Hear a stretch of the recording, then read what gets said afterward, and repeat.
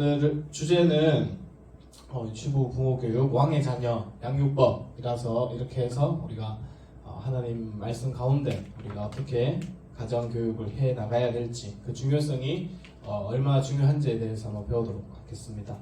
네, 화면 보시면은 오늘날 이제 가장 우리를 위협하고 있는 종교가 뭐냐라고 뽑으면은 이슬람교라고 말할 수 있어요. 이슬람교.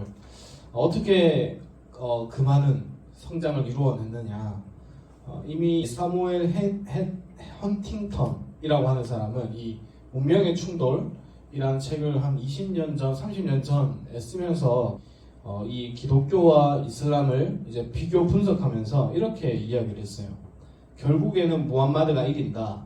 기독교는 주로 개종에 의해서 확장되고 이슬람교는 개종과 재생산에 의해서 확장된다. 네. 그래서 1980년대 이 비슷했던 이 종교 이 인구가 이제는 2025년까지 가게 되면은 세계 인구 가운데에서 이 무슬림은 25% 차지하게 될 것이다. 나중에는 결국에는 아마 30%까지도 차지하게 될 것이다. 그렇게 예언을 했습니다. 근데 사실 지금 이제 2023년에 와서 보니까 이 사람이 했던 말처럼 이 무슬림이 인구가 20억이 넘었어요. 그러니까 거의 25% 가까이 되는 인구가 이 무슬림들이 많이 생겨나게 된 거죠. 그의 말에 따르면은 이슬람이 이 기독교를 이길 수밖에 없는 이유가 기독교는 주로 개종에 의해서 확장된다. 그런데 이슬람교는 개종과 재생산에 의해서 확장된다. 그러니까 우리에게는 개종밖에 없는데 이 이슬람에게는 이 재생산이라는 게 있다. 이야기를 한 거죠. 이 재생산이 뭔가를 보니까 이 이슬람 세계에서는 이 여자를 그냥 되게 열등한 존재로 봐요. 그들에게 있어서 여자라고 하는 존재의 목적은 한 가지는 그냥 성적인 유희, 둘째는 그냥 출산이에요. 근데 단순하게 이슬람 종교의 확장 이유가 이 출산, 아이를 많이 낳는 거, 이 다산에 의해서 그런가 봤을 때는 이 이슬람에서 말하고 있는 이 재생산은 다산이 아니라는 겁니다. 다산이 아니라 바로 이것이었던 거죠. 재생산이 아니라 가정을 통한 이 신앙 교육이었다라는 것이 밝혀지고 있습니다. 열쇠는 이 가정에 있다라는 거죠. 이 이슬람교는 이제 태어나자마자 이 가정에서 어머니가 이슬람화 교육을 굉장히 열심히 합니다. 이 이슬람 종교의 전수는 이 가정에서 보통 이루어지는데 이 교회나 이런 회당이 아니라 이 종교의 교육의 책임을 온전히 가정에서 열심히 지고 있어요. 그래서 이 무슬림들에게 있어서 이슬람교라고 하는 것은 이 생명과 똑같습니다. 생명.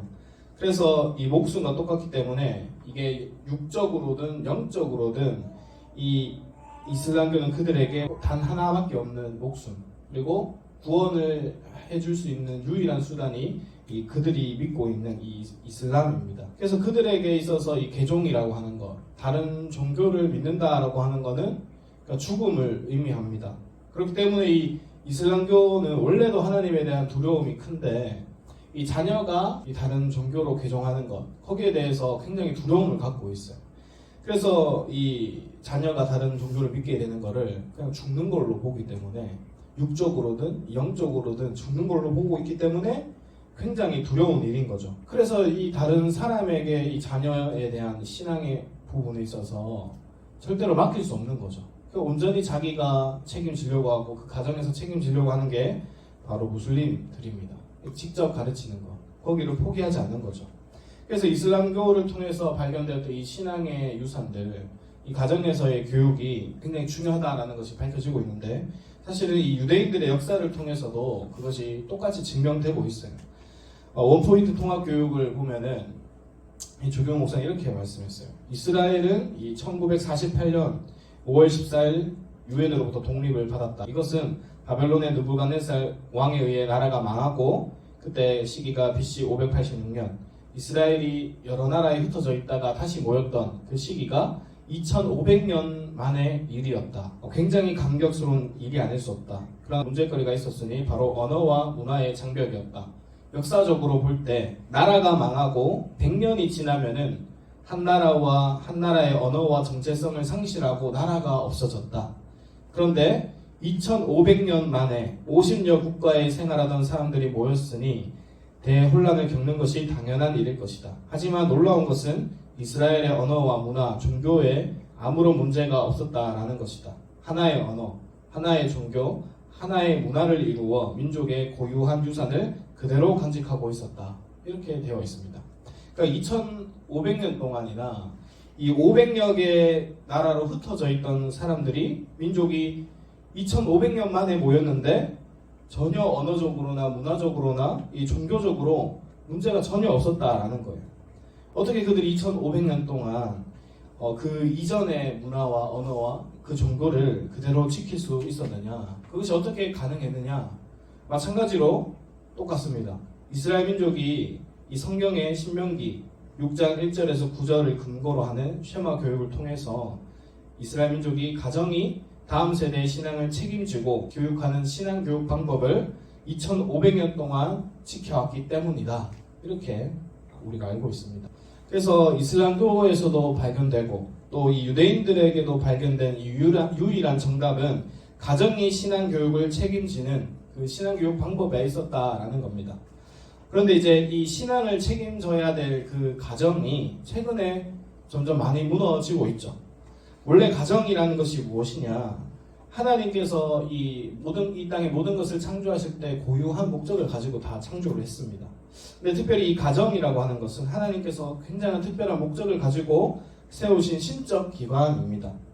그래서 하나님은 이 가정을 통해서 하나님의 창조 질서를 반영하고 하나님의 사랑과 말씀을 받아 유통하고 존수하며 하나님의 온전한 다스림이 드러나도록, 그래서 하나님께 영광을 올려드리고 높여드리는 영적이고 또 혈연적인 가장 필수 공동체가 이 가정이었습니다.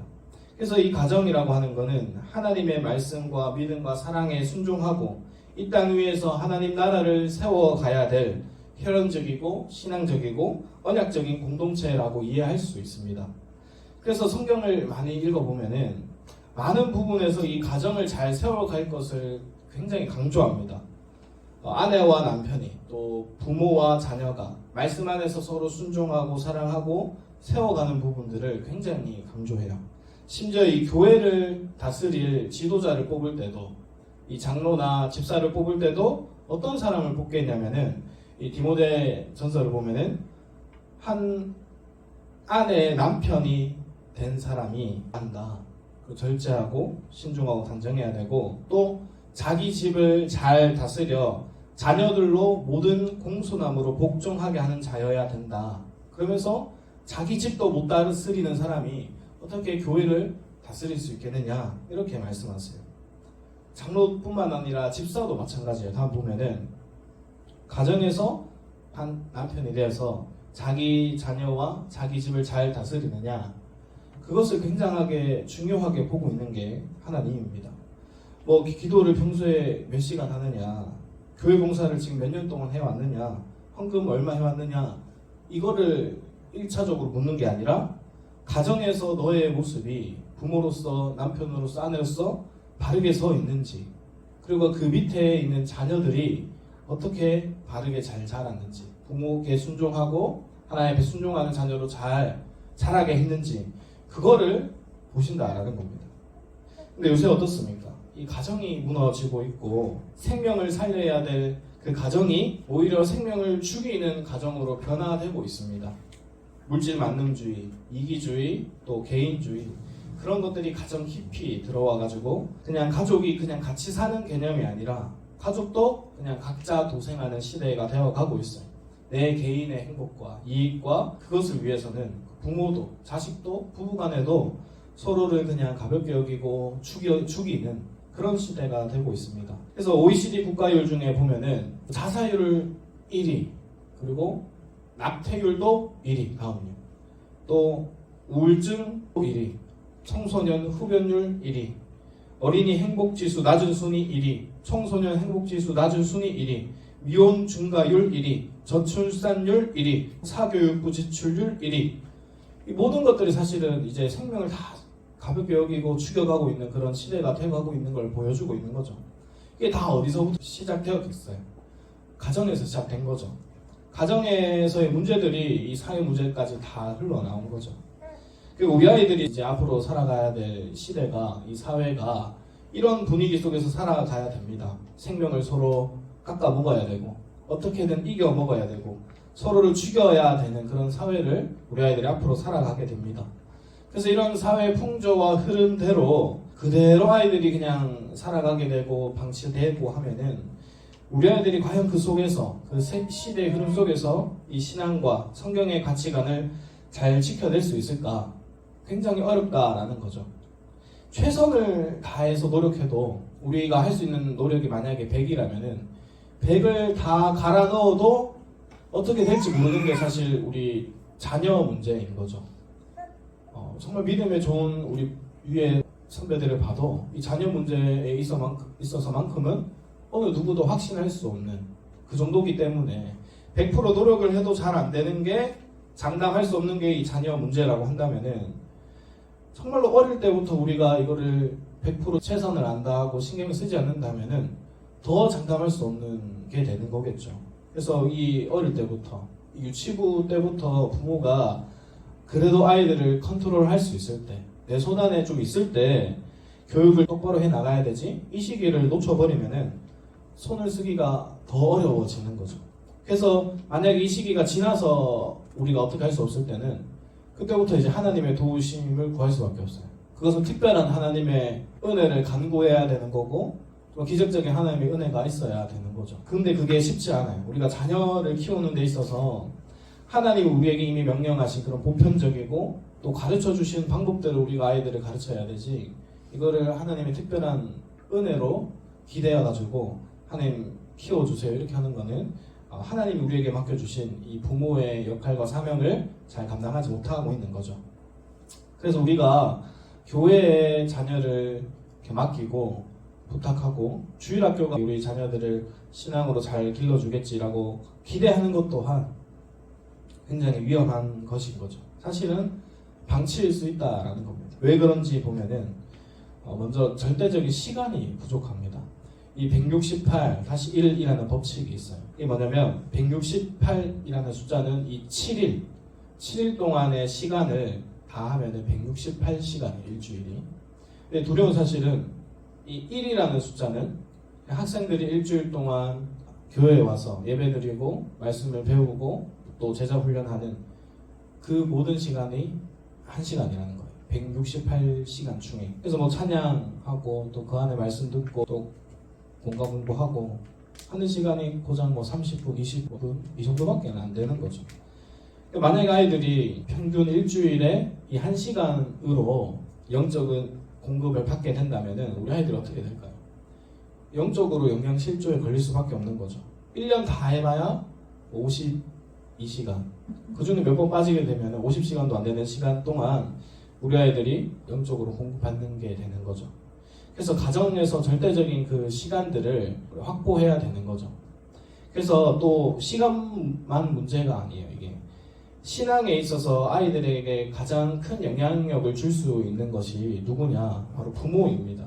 그래서 부모에게는 가장 큰 힘이 있는 거예요. 부모에게 힘이 있습니다. 방금 말했던 것처럼 부모에게 있는 가장 큰 힘, 바로 시간입니다. 첫 번째, 시간. 우리가 교회에서 1년 동안 만약에 창세기를 가르친다고 하면은 할 수 있을 거예요. 근데 집에서 성경을 가르친다? 그러면은 성경 66권을 가르칠 수 있는 시간이 될 겁니다. 그래서 이 시간이라는 것이 절대적으로 이 교회에서는 부족하기 때문에 가장 시간을 가지고 있는, 자녀와 함께 보낼 수 있는 그 시간을 가진 부모에게 이 시간은 굉장히 큰 힘입니다. 두 번째요. 그리고 부모에게 있는 힘은 이 관계라는 거예요.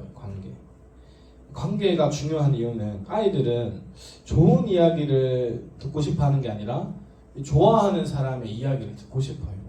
우리가 학교 다닐 때도 좋아하는 선생님 과목을 잘 듣고 그 과목 공부 잘 하잖아요. 마찬가지로 아이들은 가장 가까이 있는 부모의 이 말을 가장 영향력 있게 듣고 싶어 하고 또 그 말에 가장 크게 반응한다라는 거예요. 근데 이제 조금만 더 크게 되면 이게 그 부모의 관계가 멀어지게 돼 있어요. 자연스럽게 독립을 하는 가정이기 때문에 부모보다 친구, 또 다른 선생님, 다른 무언가를 더 추구하게 되고 열망하게 되고 따라가기 때문에 지금 가장 가까이 있을 때부터 가장 많은 영향력을 끼쳐놔야 된다라는 거죠.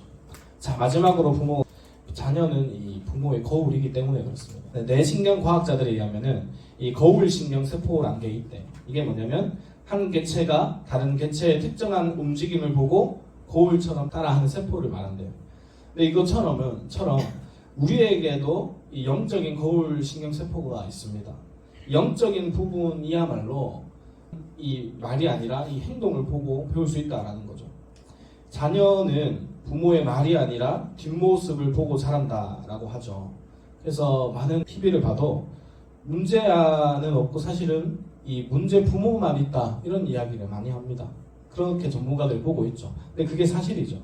그래서 우리 부모가 자녀들에게 가장 이 큰 힘을 갖고 있기 때문에 시간, 관계, 그리고 우리를 따라하게 할 수 있는 그런 것이 다 갖고 있기 때문에 자녀에게 가장 영향력을 끼칠 수 있는 사람이 부모인 거죠. 그게 좋은 영향력이든 이 나쁜 영향력이든 똑같습니다. 창세기 20장에 보면은 아브라함이 아내 사라를 보고 여동생이라고 주장하고 거짓말을 했죠. 그래서 그 작은 속임수가 나중에 어떻게 확대되냐면은 창세기 26장에 가서 그의 아들 이삭이 똑같이 비슷한 상황에 직면하게 되었을 때 그대로 아버지가 했던 것처럼 자신을 보호하려고 리브가를 자신의 여동생이라 속이죠. 거짓말하게 됩니다. 그러니까 아브라함의 거짓말이 이삭의 거울이 되었고 이삭의 거짓말이 나중에 야곱까지 흘러가는 그 거울이 되어서 이제 넘어가게 된 거죠.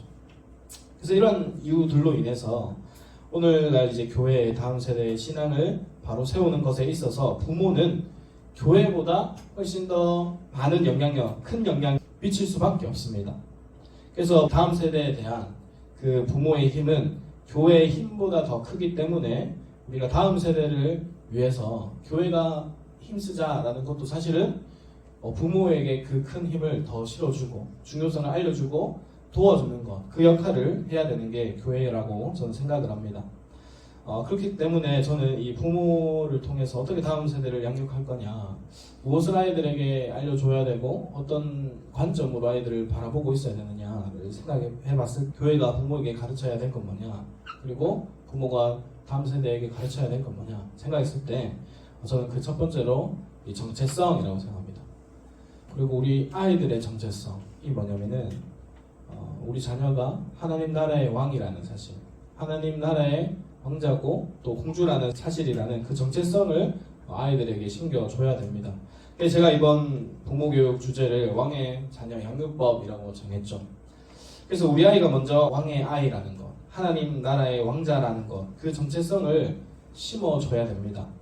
또 우리 부모가 그냥 나를 닮은 그냥 혈연적인 그냥 한 아이가 정도가 아니라 하나님이 나에게 맡겨주신 하나님의 자녀라는 사실을 늘 상기하고 기억하면서 우리 아이들을 양육해 가야 된다라는 거죠. 근데 그 모델을 누구한테 오늘 좀 배워보자 하냐면은 모세와 그의 어머니 요게벳을 통해서 좀 교훈을 받고자 해요. 이 모세가 태어날 때 어떤 일이 있었냐면은 이 모세의 배경 자체가 그 시대 자체가 국가가 제도적으로 생명을 죽이는 시대였어요. 그 생명을 가정에서부터 죽이게 하는 시대였어요. 이 애굽왕 바로가 이 히브리 민족들이 많아지니까 자기 나라가 어떻게 될까봐, 해가 될까봐 남자아이가 태어나면은 다 죽이라고 명령을 했죠. 다음요. 이 곧 노예라고 생각했는데 점차 이 수가 많아지니까 이 사내 아이를 처음에는 뭐 산파를 시켜서 남자아이는 죽여라 했는데 이 산파가 말을 안 들었죠. 그러니까 아예 제도적으로 남자아이가 태어나면은 니들이 각 가정들이 그냥 나일강에 던져, 나일강에 죽여라고 하면서 그 명령을 했죠. 당신은 이 절대 군주 치하에서 그 명령을 그 누구도 거역할 수 없던 엄중한 명령이에요. 이거는 말하면 지켜야 돼요. 아니면 자기가 죽는 명령이거든요. 그래서 많은 남자아이들이 가정에서부터 죽어갔을 거예요.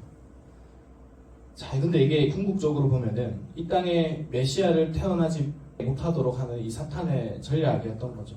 유대인 남자들을 다 죽이면은 그 창세기에 약속되었던 그 여인의 후손에서 태어날 메시아가 없게 되는 것이기 때문에 늘 사탄은 이 생명을 죽이는데 혈안이 되어 있어요. 생명을 죽이고자 하는 게 사탄의 전략입니다. 아담과 하와에게서 나타나서 또 하나님만 섬기고 그런 아름다운 가정을 꾸려가는 그 가정을 공격해서 서로를 의심하게 하고 탓하게 하고 아담의 아들 가인이 또 이 아벨을 직접 죽이게 하고 과거도 그렇고 지금도 그렇고 앞으로도 그렇고 늘 이 사탄의 전략은 생명을 죽이도록 그 가정 안에서부터 죽이도록 파괴하려고 노력을 합니다. 가정을 생명을 살리는 곳이 아니라 생명을 죽이는 곳으로 만드는 게 이 사탄의 전략인 거죠. 가정에서부터 이스라엘 백성들을 그 자녀들을 죽이게 만드는 것 그것이 굉장한 목표였던 거죠.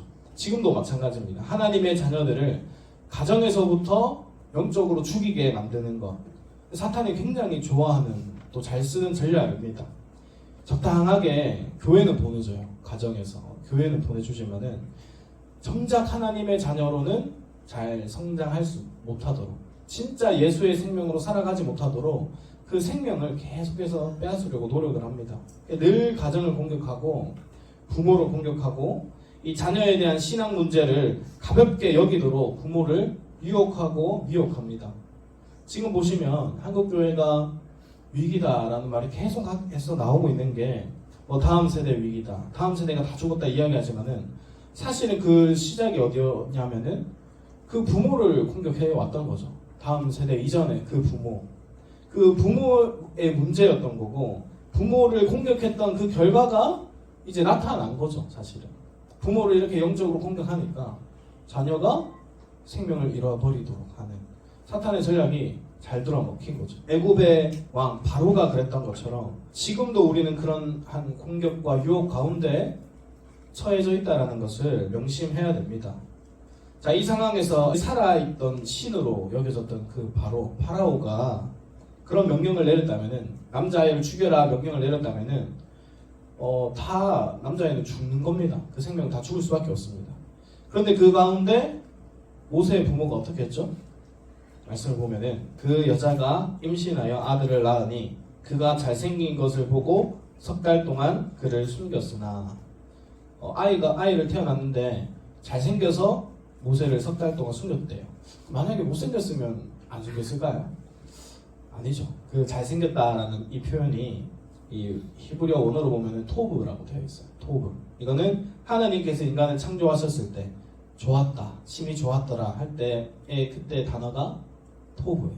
그게 잘생겼다라는 말이에요. 그러니까 정말로 이 아들이 얘는 좀 잘생겼는데 죽이면 안 되겠네 이게 아니라 하나님의 이 시선으로 보니까 이 아이가 귀하게 보였던 거죠. 생명으로 보였던 거죠. 이 사도행전 7장 20절에요. 다음에 그 이유가 조금 더 자세하게 나타나 있어요.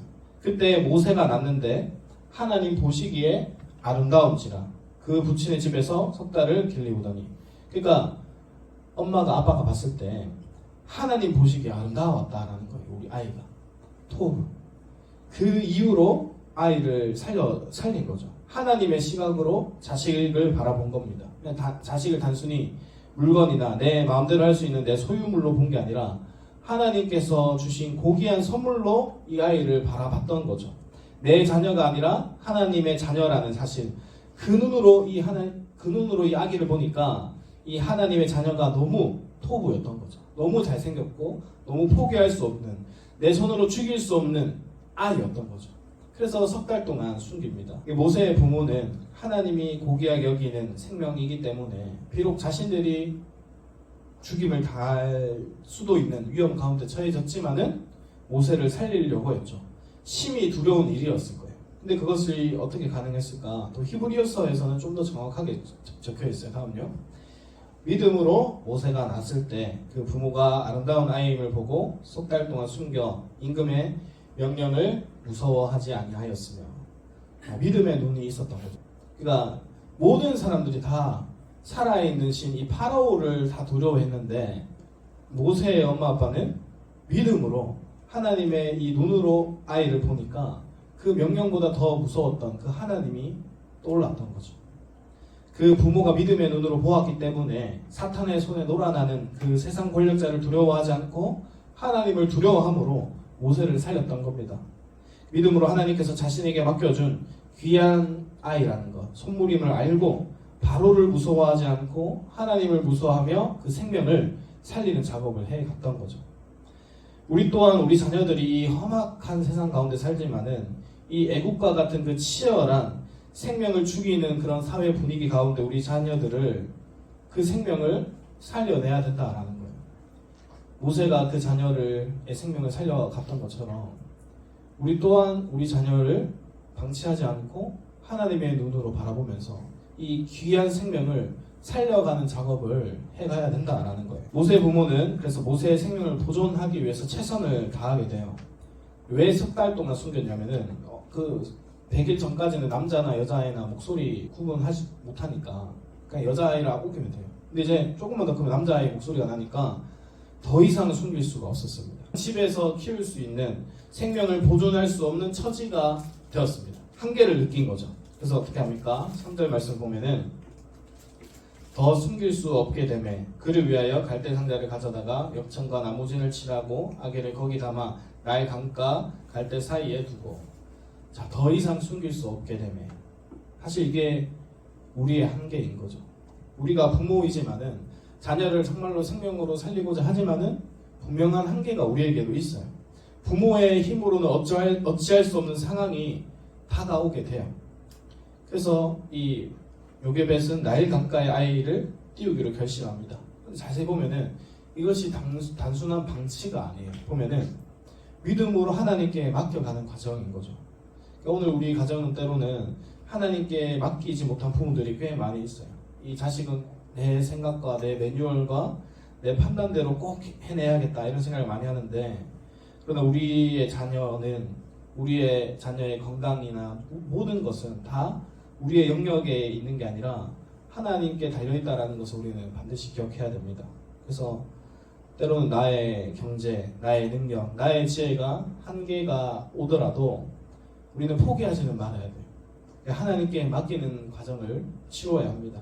그래서 가정은 믿음으로 이 자녀를 하나님께 맡길 수 있는 그런 산실이 되어야 됩니다. 그래서 하나님께 맡긴 이 모세의 결과가 어떻게 됐습니까? 때마침 이 바로의 공주가 목욕을 하러 왔고 또 그 히브리 아이를 다시 키워줄 유모로 자기 친엄마 요게벳이 채택되었죠. 그러니까 하나님 앞에 최선을 다했고 어떻게든 살리려고 역청을 칠하고 나무 상자를 만들어서 아이를 하나님께 맡겼더니 하나님이 맡아주신 거죠. 그래서 모세가 비록 40년 동안이나 이 애굽의 왕자로 그 황실의 교육, 왕궁의 교육을 받으면서 살게 되지만 그 이전에 가장 중요한 교육과 가치관은 다 어머니 요게벳으로부터 배우게 됩니다. 그래서 프레벨이라는 사람이 이렇게 얘기했죠. 아이는 5살까지 일생 동안 배우는 전부를 배운다. 조금 과장되긴 했지만 어릴 때 그 기간이 굉장히 중요하다라는 거죠. 그래서 교육이 중요하다라는 거. 만약 이때부터 모세가 어머니로부터 어릴 때부터 이 교육을 받지 못했다고 한다면은 그냥 단순히 애국 왕실의 교육만 받았다고 한다면은 결코 이 모세는 이 하나님에 대한 신앙으로 자라지 못했을 겁니다. 그런 정체성, 자신이 어느 민족인지 누구인지 그 민족 의식을 가지지 못했을 겁니다. 이 가장 중요했던 시기에 어머니의 영향력을 어머니의 그 큰 힘을 통해 가지고 이 모세가 영향력을 받게 된 거죠.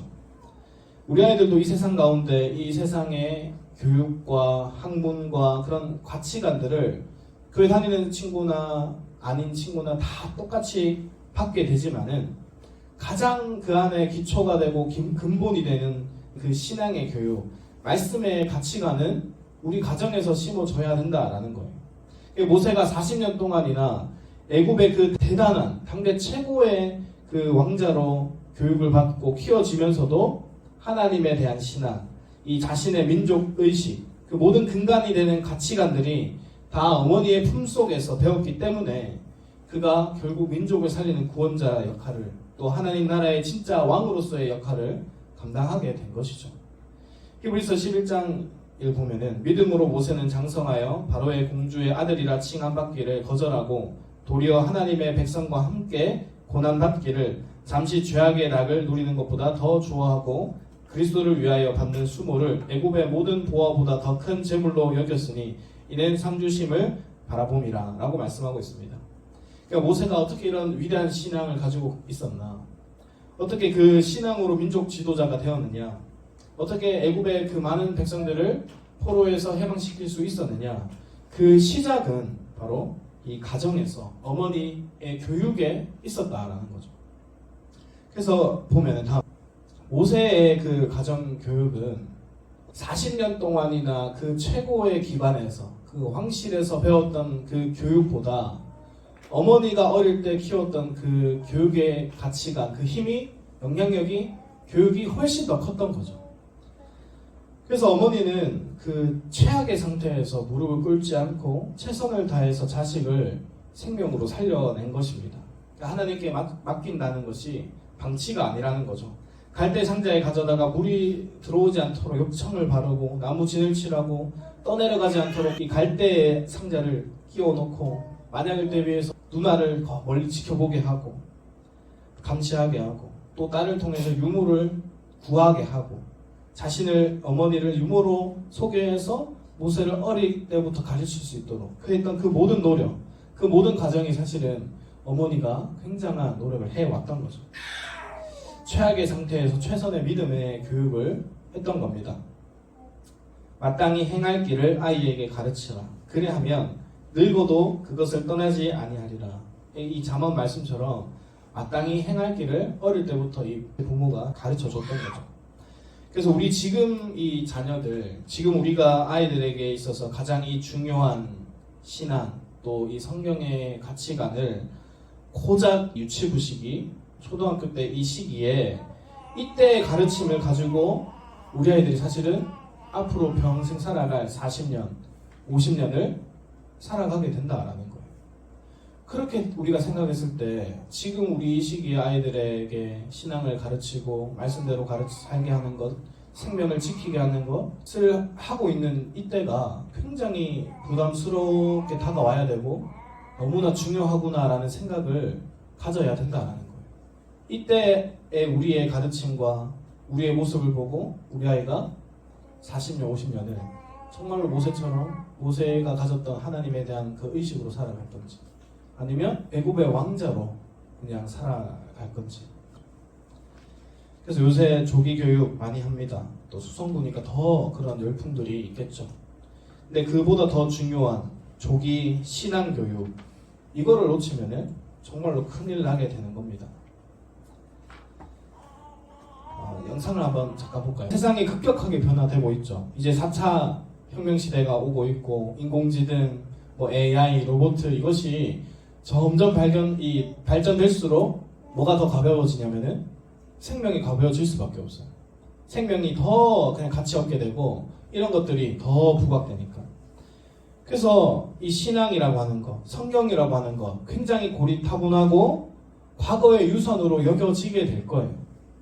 근데 그 시대 가운데 우리가 그 시대의 인물로 쓰임받았던 이 모세처럼 이 자녀들을 이런 시대에, 이 새 시대에 쓰임받는 신앙의 인물로 우리도 키워내야 되는 거죠. 어떤 환경에서도 최선을 다해서 교육시키는 것을 포기하면은 안 됩니다. 그래서 어릴 때부터 우리 자녀가 세상의 어떤 사람이 아니라 하나님의 자녀라고 하는 것, 하나님 나라의 왕이라고 한다라는 것, 그 정체성을 정확하게 심어주고 조기 교육하고 성경적인 가치관을 심어주어서 그 아이가 자라면서 어떤 환경에 어떤 세상에 놓여져 있다 하더라도 그 세상에서 영향력을 받게 되는 게 아니라 오히려 자기를 통하여서 하나님을 증거하게 되고 말씀으로 삶을 살아내면서 쟤는 좀 다르구나, 그렇게 함으로써 이 주님의 영광을 나타내는 생명으로서 살아가게 하는 아이들로 우리가 키워내야 됩니다. 어떻게 할 수 있을까요? 우리가 그 어려운 작업을. 요괴벳이 대단한 거 아닌가 이렇게 생각할 수 있는데 우리도 할 수 있습니다. 어떻게 해야 될까요? 가정에서 해야 되는 거죠. 요괴벳이 했던 것처럼, 자기 자녀에게 했던 것처럼 매일매일 거룩한 습관을 길러줘야 됩니다. 요괴벳이 아마 그렇게 이야기했을 거예요. 매일매일 아이에게 너는 하나님의 자녀야. 너는 이 애굽의 왕자가 아니라 이 히브리의 민족이야. 너는 이스라엘의 민족이고 너의 위에는 아브라함이 우리의 조상이고 바로가 진짜 신이 아니라 하나님이 진짜 왕이고 진짜 신이셔. 그것을 계속해서 가르쳐주고 알려주었을 거예요. 그래서 우리도 마찬가지죠. 우리가 왜 살아가야 되는지, 너는 누군지, 누구를 위해서 살아가야 되는지, 왜 이웃을 위해서 살아가야 되고, 왜 생명을 살리는 사람이 되어야 되는지, 왜 나누고 도우며 살아가야 되는지를 어릴 때부터 계속해서 가르쳐줘야 된다라는 거죠. 그래서 올해 우리 유치부 주제가 나왔지만 하나님 사랑, 이웃 사랑입니다. 예수님이 가르쳐주신 가장 큰 계명이죠. 이 말씀대로 살게 하기 위해서 우리는 가르쳐야 됩니다. 교회에서도 가르쳐야 되고 가정에서도 가르쳐서 우리 아이가 정말로 하나님의 자녀로, 하나님 나라의 왕자로, 공주로 잘 자랄 수 있도록 가르쳐야 됩니다. 그래서 이렇게 해서 이론편은 끝입니다. 이론은 끝이고, 올해 교회 비전이 교회로 열방으로 들으셨죠? 엄밀히 말하면 교회로 모여서 하나님의 마음을 얻고 말씀을 듣고 또 하나님을 사랑하기 위해서 모이는 거죠. 또 열방으로 나가서 하나님을 전하고 이웃에게 하나님의 사랑을 전하고 복음을 전하고 예수님을 전하는. 그래서 우리 유치부 비전도 비슷해요. 하나님 사랑, 이웃 사랑인데 하나님을 사랑하기 위해서 우리가 주일에 모이죠.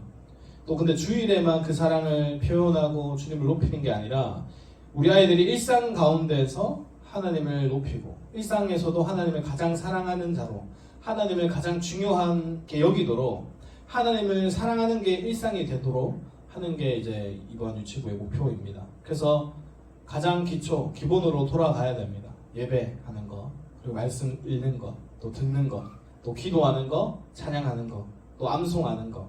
이것이 우리 일상에 녹아져야 되는 거죠.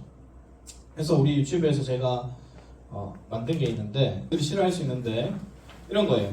주님이 기뻐하시는 일주일, 이렇게 제가 일주일치를 만들었어요. 월화수목 금 주일 이렇게 해가지고 매일매일 정말로 기본적인 것들이라도 한번 해보자, 기초로 탄탄하게 한번 세워보자, 이렇게 해서 만들었습니다. 이미 근데 다 하고 계시죠? 다 하고 계실 텐데 이거를 근데 좀 더 눈에 보이게 만들어서 정말로 하루하루를 온전하게 하나님 앞에서 우리 아이들을 신앙으로, 기본으로 잘 양육해보자, 신앙 교육을 해보자 라는 취지에서 만들어 본 겁니다. 그래서 기본적으로 성경 읽기 있죠. 매일매일 우리가 어린이 성경을 아이들에게 읽어주고, 아니면 어른 성경을 뭐 읽어줘도 되고, 아니면 저는 이제 아이 잘 때 그냥 제가 알고 있는 성경 이야기를 동화식으로 이렇게 들려주거든요. 그렇게 해서라든지 아이들에게 매일 성경을 읽어주고 또 매일 성경을 읽는 습관을 길러줘야 돼요. 우리 작년에 우리 아이들이 정말로 잘했어요. 막 6독, 7독 한 애들도 있었고 한 달에 2독 한 애들도 있었고, 이게 습관이 되니까 아이들이 매일매일 해야 된다라고 생각하더라고요. 그래서 이 습관을 길러주는 거, 성경을 매일 읽도록 그런 것을 잘 했으면 좋겠습니다. 또 식사 때마다 자녀들에게 기도를 시키시고 또 하나님께 감사하는 마음을 올려드릴 수 있도록 교육해야 됩니다. 또 자기 전에도 자녀가 기도할 수 있도록 또 제가 매일 그 기도문을 올려드리죠. 그게 이제 창세기부터 시작해서 이제 구약 말라기까지 다 모든 말씀을 가지고 아이들에게 축복 기도하는 거거든요. 그래서 내가 하기 어려우면은 그것만이라도 읽어주면서 말씀으로 아이들이 기도시켜주는 것, 그것도 정말 잘 했으면 좋겠습니다. 그래서 우리 아이에게 머리를 안수하고 기도하는 거, 이거는 하나님께서 우리에게 주신 이 부모로서의 권위인 거예요.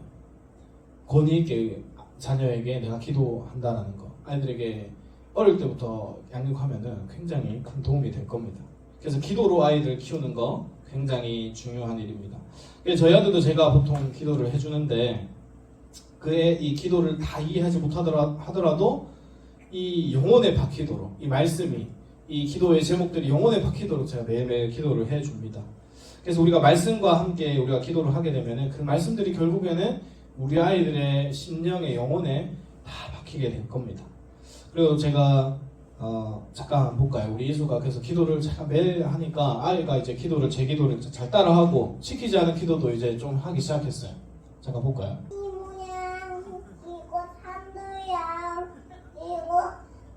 우리 가족들은 하나님만 사하고 내 불렀구나 안 끄고 해주시고 피부도 안 만지게 해주고 그리고 맛있는 음식 끓여주셔서 감사합니다. 그리고 사람들도 열심히 칭찬하시고 운동도 하고 주고 그리고 태권도도 할 수 있게 잘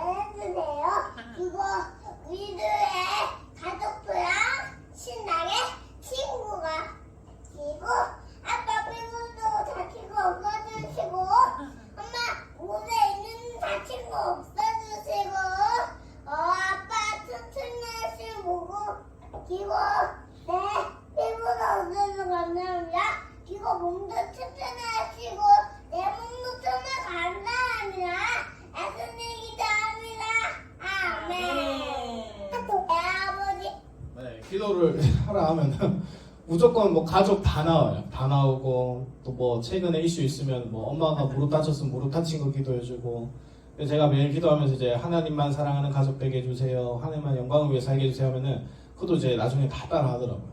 우리 아이들이 또 기도를 이렇게 다 할 수 있을 거예요. 그래서 우리 아이들이 정말로 기도를 하게 되는 자녀들이 돼서 나중에는 이제 좀 우리 가정에서 훈련이 되면은 이제 유치부에서도 대표기도 시키고 이런 걸 좀 하고 싶어요. 그래서 아이들 정말로 기도할 수 있도록 그래서 집에서 잘 이렇게 해주셨으면 좋겠어요. 제가 이게 자랑하려고 보여드린 게 아니라 우리 아이도 언제 또 확 나갈지 몰라요. 이렇게 계속 유지됐으면 좋겠는 마음, 계속 이렇게 기도하는 아이가 됐으면 좋겠는 마음, 그것이 저의 기도 제목이기도 합니다. 자, 그래서 이 기도하는 거, 식사 기도하는 거, 자기 전 기도하는 거 체크해서 스티커로 붙이면 됩니다. 알겠죠? 그리고 또 이제 말씀 챈트 외우는 거, 우리 한 달에 한 절을 외우는데 집에서 우리 부모님들이 먼저 외워서 수시로 불러주고 외울 수 있도록 그렇게 해서 챈트 외울 수 있도록 안 외워도 그냥 한번 듣거나 따라 하기만 해도 스티커를 붙이고 그래서 이런 식으로 해서 스티커를 하나하나 붙여 나가는 겁니다. 또 가정예배가 있죠. 가정예배는 매일 하면 좋긴 한데 현실적으로 힘들 수가 있어요. 그래서 일주일에 한 번만 해도 일주일 다 한 걸로 인정을 해드리겠습니다. 가장 중요하기 때문에 일주일에 한 번만 해도 월화수목금 다 하는 걸로 쳐서 그 스티커 개수를 보겠습니다. 그래서 가정예배 하는 거 형식 중요하지 않습니다. 그래서 제가 주보에도 적어드렸는데 이 하나바이블에 나오는 유치부 어플에 가서 이 성경 지난주에 했던 성경 말씀을 동화로 만든 게 있어요. 그거를 보면서 해도 되고 뭐 교회에서 나오는 가정예배질 해도 되고 그냥 각자가 집에서 말씀을 읽고 큐티하고 해도 되고 형식은 중요하지. 그냥 뭐가 중요하냐면 우리 가정이 하나님 앞에서 예배를 드리는 가정이다. 우리 가정이 일주일 바쁘게 살지만은 결국에는 하나님을 기억하는 가정이다. 하나님이 우리의 가정의 주인이시다. 우리 가정을 다스리는 분이시다. 라는 것을 아이들이 알 수 있도록 형식보다 중요한 거는 일주일에 한 번씩 꼭 하는 거. 그게 더 중요한 거예요. 우리 가정이 하나님을 기억하고 있다. 그래서 시작할 때 뭐 주기도문, 사도신경을 하면 좋지만은 꼭 형식이 안 맞아도 되니까 아이들과 함께 가정예배 하자. 지금 가정예배 드릴 시간이야. 이거를 매 시간을 정해서 하면은 이것도 할 수 있을 겁니다. 그래서 다 같이 가족이 모이고 대표기도 시작해서 해도 되고 찬양으로 시작해도 되고 형식은 상관없으니까 하나님을 예배하고 이 시간은 하나님을 기억하는 시간이야. 그것을 아이에게 숨겨주면 충분합니다. 그래서 보면은 1년에 한 번도 가정예배 안 드리는 가정도 많을 거예요. 그게 한 50% 이상 가정일 거예요. 그래서 일주일에 한 번을 가정예배를 드리는 가정이다. 그럼 대한민국 교회 상위 10% 안에 드는 가정이 될 거예요. 네, 확신합니다. 그래서 가정예배를 드리면서 가정의 주인이 하나님이라는 거, 우리 가정을 다스리는 분이 하나님이라는 것, 그 사실만 잘 신겨주어도 성공입니다. 그래서 제가 최근에 이수한테 이제 물어봤어요. 이수야, 너에게 가장 소중한 게 뭐야? 소중한 게 뭐야? 물으니까 고추래요. 어린이집에서 맨날 배우나 봐요. 고추가 제일 소중하다. 학습된 거죠. 그래서 그럼 다음으로 소중한 거 뭐야? 하니까 하나님이래요. 전 당연히 엄마나 아빠 이렇게 할 줄 알았는데 하나님 이러더라고요. 그러니까 가정에서 가장 소중하게 여기는 게 뭔지를 우리도 계속 얘기하니까 애도 이제 학습이 되는 거예요. 가장 소중한 거는 하나님이구나 이렇게. 그래서 이렇게 가르쳐 주는구나, 이게 신겨 주는구나 그래도 그것을 이제 저도 알게 됐습니다. 우리 가정에 예배가 있는지 그것이 정말로 중요합니다. 그 말씀을 봐도 그렇습니다. 하나님께서 아브라함을 이 믿음의 조상으로 부르신 다음에 이 그의 가정과 이 조카 롯을 이 갈대아 우르를 떠나서 가나안 땅으로 가게 되는 그 여정 가운데 하나님께서 중요하게 보시는 그 체크 사항이 한 게 있었거든요. 이 말씀에 이렇게 되어 있어요. 그들의 가정 안에 예배가 있느냐, 하나님이 있느냐 이걸 체크합니다. 그가 처음으로 제단을 쌓은 곳이라 그가 거기서 여호와의 이름을 불렀더라. 아브라함 가정에 대한 이야기인 거예요. 그가 제단을 쌓았다. 여호와의 이름을 불렀다. 예배가 있었던 거죠. 하나님을 기억했던 거죠. 근데 아브라함 일행 롯도 하면서 롯에게 그냥 양과 소와 장막이 있으므로 그러니까 아브라함과 이 롯의 가정 두 가정이 나오는데 한 가정은 제단을 쌓고 여호와의 이름을 불렀고 이 롯의 가정은 그냥 양, 소, 장막만 있었던 거죠. 그러니까 아브라함의 가정에 있었던 예배와 제단을 언급하고 롯의 가정에 대해서는 세상적인 소유인 양과 소와 장막만을 언급합니다. 그래서 이후에 이 두 가정이 여정이 나누어져서 아브라함은 가나안 땅으로, 롯은 소돔 땅으로 가게 되는데, 우리는 뭐 그 가나안 땅, 이 소돔 땅, 이 땅에서 뭔가 결정이 났던 거, 사실은 그 이전에 아브라함에게 예배가 있었기 때문에 아브라함 어디로 가든 상관없었을 거예요. 그 땅에 어디든. 근데 롯에게는 예배가 없었고 그 안에 하나님이 없었기 때문에 결국 그가 가는 곳 소돔이 될 수밖에 없었던 거죠. 그래서 하나님은 그 땅을 살아가면서 하나님의 그 가정에, 그 백성의 삶의 중심에 무엇이 있었는가, 그것을 관심 있게 보신다라는 겁니다. 아브라함에게 또 이삭을 갖게 하기 전에 하나님께서 명령하신 것도 그와 비슷합니다. 내가 그로 그 자식과 권속에게 명하여 여호와의 도를 지켜 의와 공도를 행하게 하려고 그를 택하였나니 이는 나 여호와가 아브라함에게 대하여 한 일을 이루려 함이라. 자, 하나님께서 아브라함을 왜 선택했냐, 왜 너를 세웠냐, 바로 그 자식과 권속에게 명하여 여호와의 도를 지켜 의와 공도를 행하게 하려고. 그러니까 단순히 땅을 옮기고 그곳에서 많은 자녀를 낳아서 큰 민족을 이루는 게 목적이 아니라 하나님의 의와 공도, 하나님의 말씀과 뜻, 그것을 이루는 민족이 되는 게 우선이었다라는 거예요, 하나님에게. 그래서 그 가정을 시작하게 하신 거예요. 우리가 그냥 단순히 예수님을 아이들을 믿게 하고 영접하게 해서 우리 자녀들을 그냥 천국 보내는 게 목적이 아니라 우리 가정을 통해서 우리 가정 안에 하나님의 뜻을 이루면서 우리의 후손들이 대대로 이 땅에서 하나님 나라를 이루어가면서 하나님의 뜻을 드러내도록 나를 부르셨다는 거예요. 너를 세웠다는 거예요. 똑같이 아브라함을 세웠던 거죠. 그래서 우리 가정 안에 예배가 있어야 되고 주님의 주인 되심, 주 되심이 있어야 됩니다.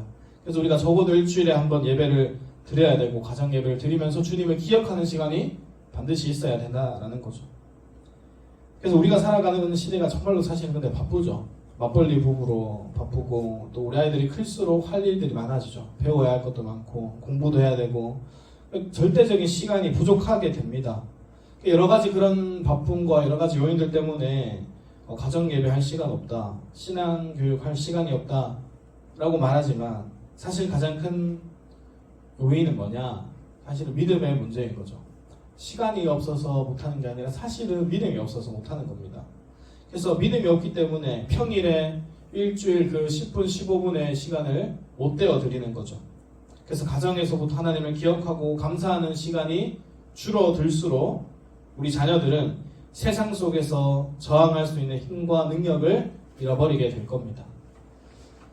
제가 좋아하는 구약학자 이 월트 브루그만이라는 사람이 안식일은 저항이다 라는 책을 썼는데 그 책을 보면은 지금 우리가 살아가고 있는 세상이 마치 애굽시대의 이스라엘 백성들처럼 우리들로 하여금 군사적 생산구조 패러다임 안에서 살아가기로 몰아가고 있으나 우리는 이를 저항하는 삶의 안식의 삶을 통하여 진정한 하나님의 나라를 세워가야 한다.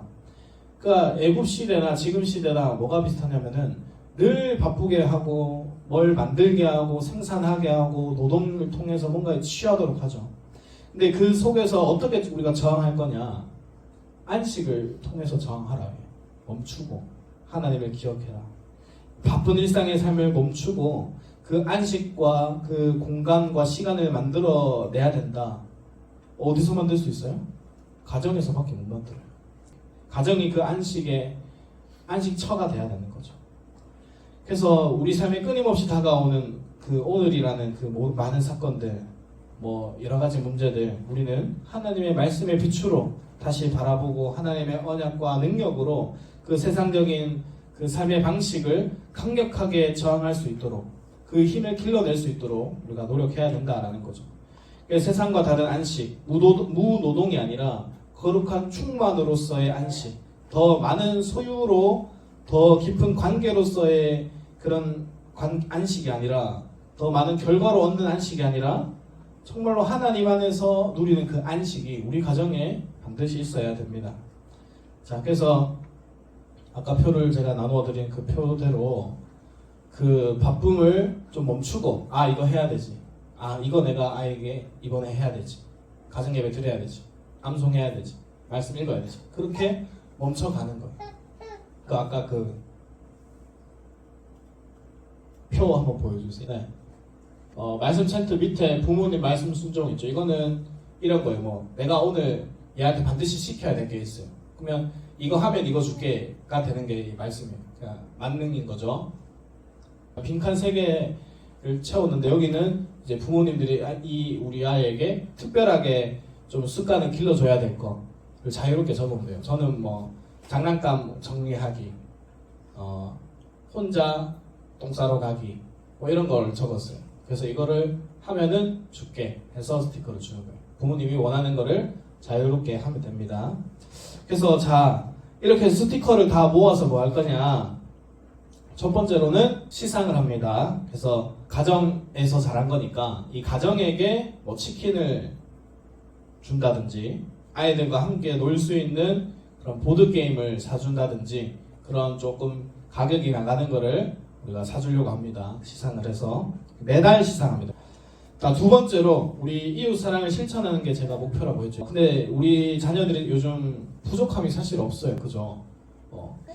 꽤 잘 살기 때문에. 그래서 내가 다 누리고 먹고 하고 있는 것들이 너무 당연하게 여겨지고 다른 어려운 이웃에 대해 관심을 쓰기가 사실은 어려워요. 우리 아이들은 더 특히. 그래서 배울 수 있는 환경도 아니에요. 그런 아이들을 못 보니까. 그래서 나밖에 모르는, 내 행복밖에 모르는 자녀를 클 수 있는 확률이 좀 있어요. 그래서 어릴 때부터 내가 하나님의 사랑을 나눠주고 베풀어야 한다라는 것을 교육하기 위해서 그 계명에 순종할 수 있는 기회를 만들고자 합니다. 그래서 유치부 이름으로 제가 해외 아동 1명을 지정해서 랜덤이더라고요. 후원하니까 이제 이렇게 파나가이에 13살 여자아이가 후원이 됐어요. 유치부 이름으로 매달 후원 나가는 금이 3만원이에요. 3만원. 그래서 3만원. 그리고 또 우리 유치부 담당 협력 선교사님이 있어요. 지정 선교사님. 말레이시아의 남재성 선교사님. 그래서 3만원. 그래서 6만원을 우리 아이 유치부 이름으로 매달 후원했으면 좋겠다를 훈련했으면 좋겠어요. 그래서 이 아이들이 일주일 동안 열심히 스티커를 모아가지고 총합해가지고 스티커 개수당 한 개 100원으로 하든지 한 개 50원으로 하든지 10원으로 하든지 금액은 중요하지 않습니다. 그냥 아이들에게 네가 이 스티커를 모아서 이 누나 언니를 도와줄 수 있어. 하나님의 사랑을 전달해 줄 수 있어. 좋아하는 밥, 간식, 학교를 보낼 수 있어. 너 때문에 이 언니야 누나가 책을 읽을 수 있어. 이걸 아이들에게 가르쳐 주는 거죠. 네가 못하면 오늘 이 언니 간식 없는 거야. 이런 식으로. 그건 좀 무섭지만 예를 들어서 우리가 나의 이 거룩한 습관을 통해서 도울 수 있다라는 거를 아이들에게 좀 교육을 해줬으면 좋겠어요. 그러니까 네가 이렇게 잘하면 우리 선교사님 도와줄 수 있어. 복음을 위해서 전하시는 이 선교사님을 위해서 우리가 도울 수 있어. 그리고 이 아이의 상황과 또 선교사님의 상황을 더 관심 있게 볼 수 있겠죠. 그러면서 기도할 수 있고 이런 식으로 아이들에게 이웃 사랑에 대한 개념을 훈련하고자 합니다. 그래서 이 아이는 만약에 올해까지 이 프로젝트 끝나면 제가 이제 저희 가정에서 이제 쭉 책임지는 걸로 하려고 저희 아내 이름으로 일단 계약을 했습니다. 그래서 올해는 이제 우리 유치부에서 후원하는 걸로 하겠습니다. 그래서 우리 부모님들이 후원금을 강제로 내라 이런 거 아닌 거 아시죠? 오히려 시상하고 하면 더 나갈 겁니다. 저희 유치부 쪽에서. 그래서 가정당 그렇게 무리한 금액으로 하지 말고 아이에게 맞는 수준으로 해서 자유롭게 금액을 정해서 하시면 됩니다. 그래서 이 아이에게 이웃 사랑에 대한 개념을 가르친다. 그 생각으로 부지런히 스티커를 모으고 붙이고 해주셨으면 좋겠어요. 그래서 제가 유치부 예배 때 아이 후원에 대한 부분을 얘기하고 상황을 가르쳐주고 기도도 시키고 선교사님에 대한 상황이나 그런 것도 기도도 시키고 하겠습니다. 그래서 이 올해는 이 주님을 기쁘게 하는 일주일 이 스티커를 핵심 우리 유치부 사역으로 하겠습니다. 스티커를 제가 매주 이거를 나눠드리면은 붙여가지고 카톡으로 올려주시든지 뭐 보내주시든지 또 가정 예배하는 거, 또 말씀 외우는 거, 기도하는 거 이런 수시로 영상을 찍어서 사진을 찍어서 올려주셔서 서로에게 좀 도전이 될 수 있도록 저희 가정도 열심히 올려보도록 하겠습니다. 저만 하는 일이 없도록 저만 해서 뻘쭘한 일이 없도록 도와주시길 바랍니다. 그래서 오늘 이렇게 해서 왕의 자녀로 키워야 되는 중요성 그리고 실천편을 이렇게 마치도록 하겠습니다.